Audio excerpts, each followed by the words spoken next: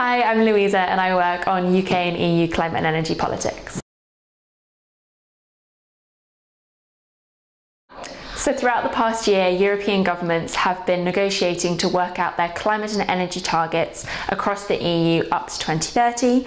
This replaces the 2020 package of 3 targets and gets into the tricky questions of how we're going to transform the European energy system and economy to meet our overall objectives of a decarbonised and secure energy system by 2050. The key moments this year are that in January, the European Commission released its proposals for what the package could look like.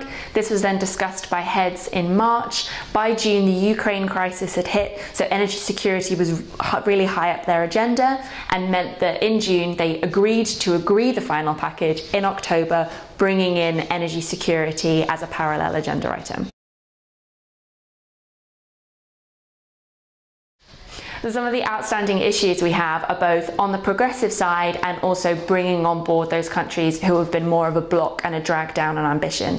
So on the progressive side, a lot of the countries who we might expect to really push for ambition are being held up with their national concerns and some of the vested interests which are preventing this ambition. This comes from some of the Scandinavians and Northern European countries wanting to have a lower share of the effort of the greenhouse gas target. This comes from France being against an interconnection target, and also the UK refusing to accept so far an energy efficiency target due to the growing wave of Euroscepticism in the UK.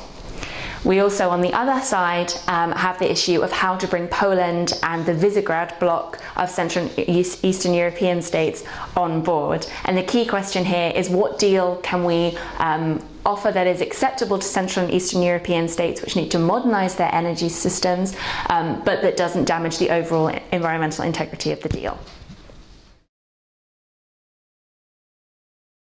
So what we really need as the headline priorities is we need to keep greenhouse gas ambition open ahead of the Paris climate deal next year. 40% is not enough, which is why we need these 2 words at least to allow us to push to go higher next year.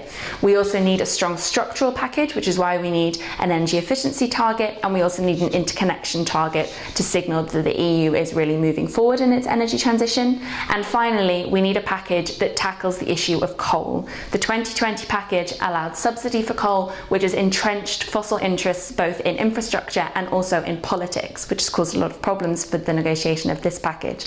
So this year we need to see a package that through its funding shows that the EU is moving off coal and delivers an EU phase out of fossil fuels by mid-century.